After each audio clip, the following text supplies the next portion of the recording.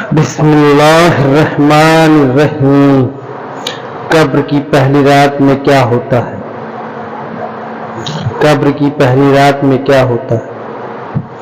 قبر کی پہلی رات میں مردے کے ساتھ کیا ہوتا ہے؟ آئیے اس کے بارے میں پڑھتے ہیں کہ رسول صلی اللہ علیہ وسلم کا ارشاد ہے کہ ایک روایت ہے کہ جس کا خلاصہ یہ ہے کہ رسول اللہ صلی اللہ علیہ وسلم نے فرمایا کہ بے شک جب تک بندہ اور مومن دنیا سے انتقال اور آخرت کا سفر کرنے کو ہوتا ہے تو اس کے پاس فرشتوں کا نزول فرماتے ہیں جن کے چہرے حسین و جمال اور سورج کی طرح چمکتے ہوئے ہوتے ہیں۔ ان کے پاس جنتی کفن اور جنت کی خوشبو ہوتی ہے۔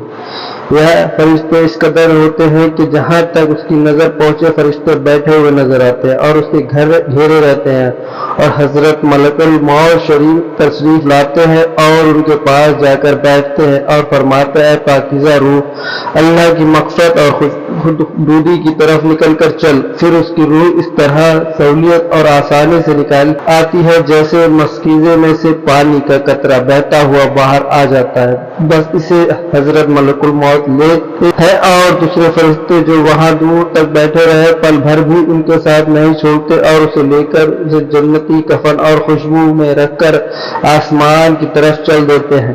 اس خوشبو سے متعلق حضور صلی اللہ علیہ وسلم کا ارشاد ہے کہ زمین پر جو بھی عمدہ سے عمدہ خوشبو پائی گئی ہے ویسے ہی خوشبو ہوتی ہے۔ پھر فرمایا کہ اس روح کو لے کر فرشتے آسمان کی طرف جانے لگتے ہیں اور فرشتوں کے جس جماعت میں بھی ان کا گزر ہوتا ہے تو وہ کہتے ہیں وہ کیا اچھی خوشبو ہے۔ یہ فرشتے میت کا نام تعظیم اور تکریم سے لے کر اس کا تعارف کراتے ہیں، یہاں تک کہ پہلے آسمان تک پہنچ جاتے ہیں اور آسمان کا دروازہ کھلواتے ہیں، پھر دروازہ کھول دیا جاتا ہے، پھر وہ اس طرح دروازے سے اوپر چلے جاتے ہیں، پھر وہ 7ویں آسمان تک پہنچ جاتے ہیں۔ ہر آسمان کے فرشتے اسے دوسرے آسمان تک رخصت کرتے ہیں، اور جب 7ویں آسمان تک پہنچ جاتے ہیں تو پھر اللہ کا حکم ہوتا ہے کہ میرے بندے کا نام علیین میں لکھ دو، اور اب زمین پر ہی اسے لوٹا رہا ہوں اور زمین سے ہی قیامت کے لیے اسے دوبارہ زندہ کروں گا۔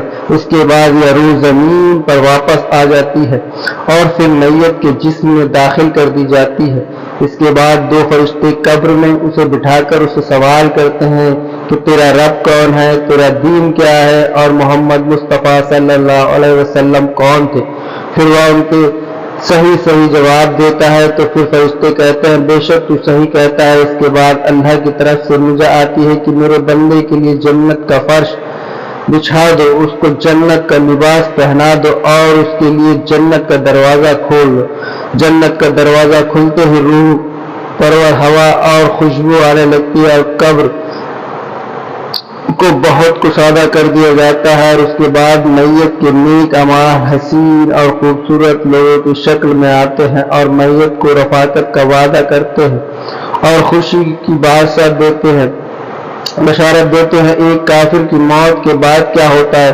میرے دوستو، اس روایت میں یاد بھی ہے کہ کافر کی موت کے بعد سیاہ چہرے والے فرشتے آسمان سے آ کر اس کے آس پاس بیٹھ جاتے ہیں اور اس کو تحت نظر دکھائی دیتے ہیں۔ اس کے بعد ملک الموت کے پاس بیٹھ کر کہتی ہے کہ اے خبیث روح، اللہ تعالیٰ کی ناراضگی اور غضب کی طرف نکل کر چل۔ یہاں سنتے ہی روح خوف و ہراس سے سارے بدن میں دوڑنے لگتی ہے، پھر طرح طرح کی سختی سے اس کی روح زبردستی اس کے جسم سے نکالی جاتی ہے اور وہ فرشتے اس کی روح کا ٹاٹ میں لپیٹ لیتے ہیں۔ اس وقت اس روح میں مردے کی سڑی ہوئی بدبو آنے لگتی ہے۔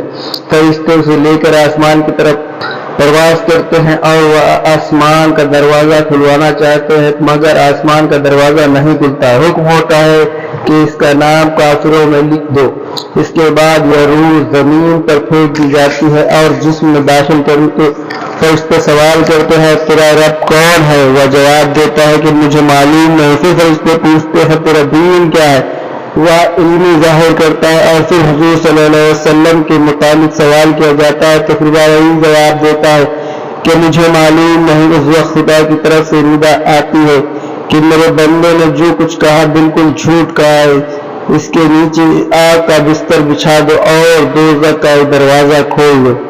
دروازہ کھلتے ہی دوزخ کی گرمی اور آگ کے شعلے لپکنا شروع ہو جاتے ہیں، پھر اس کی قبر اتنی زور سے دبوچتی ہے کہ ادھر کی پسلیاں ادھر کی پسلیاں ادھر ہو جاتی ہیں، پھر اس کی بد عمل ایسی صورت میں آتی ہے کہ اس کے جسم سے بدبو اور اس کے عذاب اور مصیبت کی خبر سناتے ہیں۔ حضور پرنور رحمت اللہ عالمین صلی اللہ علیہ وسلم کا ارشاد ہے کہ جب میت کو قبر میں رکھ دیا جاتا ہے تو قبر سے کہتی کہ اے بدبخت، خراب حال انسان، تو مغالطے اور دھوکے میں رہا، مجھ پر شان سے اکڑ کر اور تن کر چلتا تھا، تجھ کو یہ معلوم نہیں کہ میں امتحان اور آزمائش کا گھر ہوں، تنہائی اور حیبت کا مقام ہوں، جہاں صرف کیڑے کی بہتات ہے۔ تو نے میری پرواہ نہیں کی۔ اگر مرنے والا نیک ہوتا ہے تو اس کی طرف سے کوئی جواب دینے والا آتا ہے اور کہتا ہے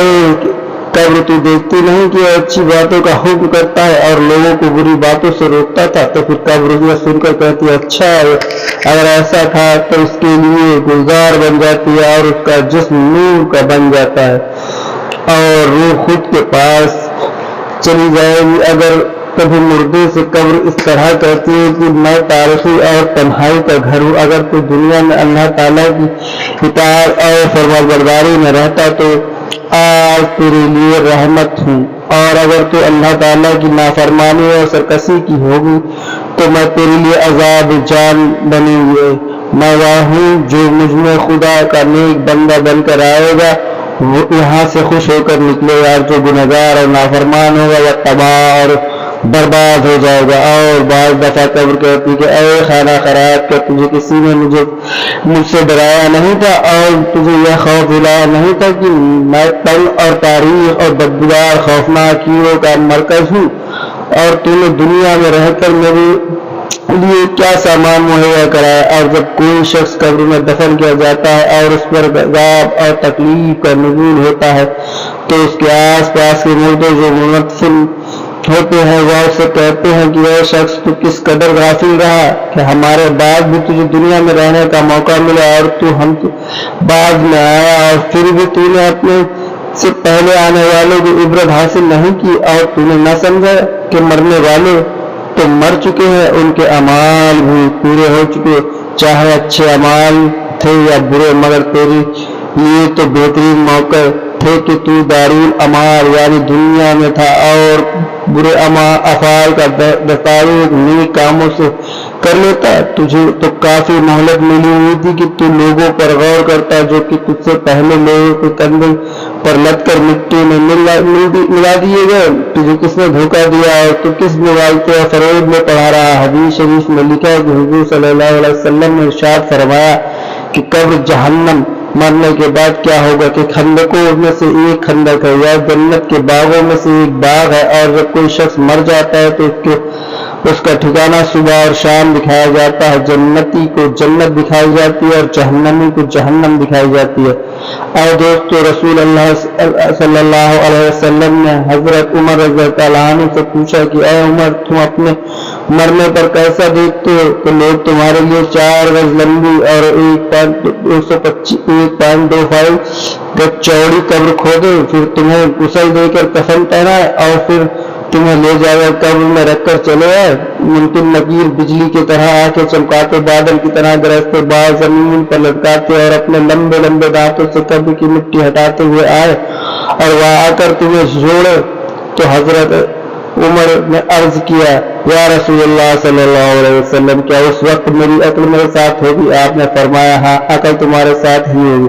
تو حضرت عمر رضی اللہ عنہ نے یہ عرض کیا کہ تم پھر مجھے کوئی خوف نہیں، میں جواب دے دوں گا۔ ایک روایت ہے کہ قبر کے سوالوں کے جواب صرف امت محمدیہ کی خصوصیت ہے۔ انبیاء صدیقین کی امت پر اللہ تعالیٰ کی نافرمانی کی وجہ سے عذاب نازل ہو جاتا تھا، لیکن رسول اللہ صلی اللہ علیہ وسلم کی آمد کے بعد وہ عذاب کو معفو کر دیا گیا ہے اور اس کی جگہ منکر نکیر اور سوال جواب کا سلسلہ جاری کیا گیا، اور جو شخص مرنے کے بعد دفن نہیں کیا جاتا اسے بھی سوال جواب کیا جاتا ہے۔ دوستو، موت دراصل بندہ مومن کا تحفہ ہے۔ حضور پاک صلی اللہ علیہ وسلم کا ارشاد ہے کہ مومن کا تحفہ موت اور اس کے لیے ایک خوشبودار پھول ہے۔ سلیمان بن عبد المالک ابو اعظم رحمۃ اللہ علیہ نے پوچھا کہ یا بتائیے کہ ہم موت سے کیوں گھبراتے ہیں؟ انہوں نے فرمایا، اس لیے گھبراتے ہیں کہ تم نے آخرت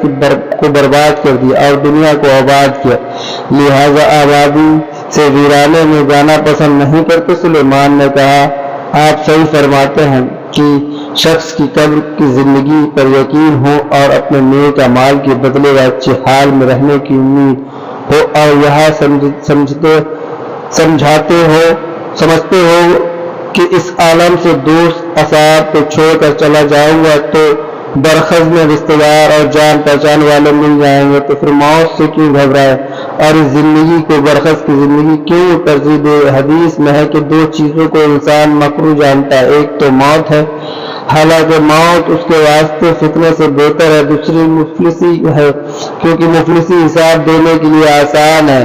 علماء نے فرمایا ہے کہ جو شخص موت کو یاد کرے گا اس کو اللہ تعالیٰ 3 کرامت دے گا، پہلی جلد توبہ، دوسری دل کی کنایت اور تیسری عبادت میں دل جمائی اور اطمینان۔ اور کیوں موت کو بھول جائے گا؟ اس پر 3 بلائیں نازل ہوں گی، پہلی توبہ کی اس کو توفیق نہیں ہوگی، دوسری تھوڑی چیز اس کے نہ کرے گی، اور تیسری عبادت میں سستی کرے گا۔ کسی شخص نے حضور صلی اللہ علیہ وسلم سے سوال کیا کہ کون مومن سب سے زیادہ عقل مند ہے؟ تو آپ نے فرمایا، جو موت کو سب سے زیادہ یاد کرے اور نیک اعمال سے موت کے بعد کا سامان درست کرے۔ حضرت علی رضی اللہ عنہ نے فرمایا کہ سب لوگ سو رہے ہیں، جب مریں گے تب آنکھ کھلے گی سب کے۔ اے مسلمان، موت اور عمل برزخ کی حقیقت تم پر واضح ہو چکی ہے۔ تم خود بخود سوچو کہ تو جو زندگی تم نے گزار چکے ہو اس میں آخرت کے لیے کیا کیا سامان مہیا کرا رکھا ہے۔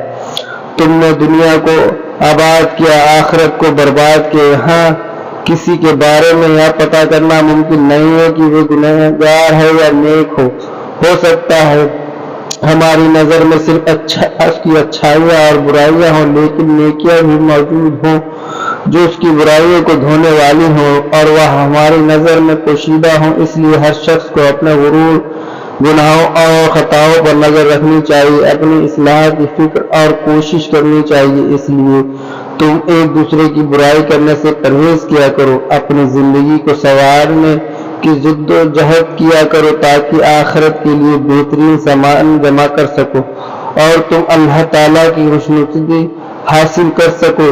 شراب پینا، زنا، چوری خوری، جوا، جھوٹ، غیبت، چغلخوری، عیب، ظلم، ماں باپ کی نافرمانی اور اس کی بہت سے گناہوں کے بارے میں تم پڑھ چکے کہ ہمیں کس قدر کے سخت عذاب ہمیں اسی گناہ کے بدلے میں ملتا ہے۔ تمام گناہوں سے توبہ کرو اور نماز، روزہ، حج، زکوٰۃ، خیرات، صدقہ، رحم دلی، محبت اور بھائی چارے، ایسے تمام نیک کاموں پر دل سے عمل کرو۔ تمہارے یہ سبھی اعمال آخرت میں کام آئیں گے اور تم کو عذاب سے محفوظ رکھیں گے۔ اللہ تعالیٰ ہمیں نیک عمل اور کرنے کی توفیق عطا فرمائے۔ آمین یا رب العالمین، آمین ثم آمین۔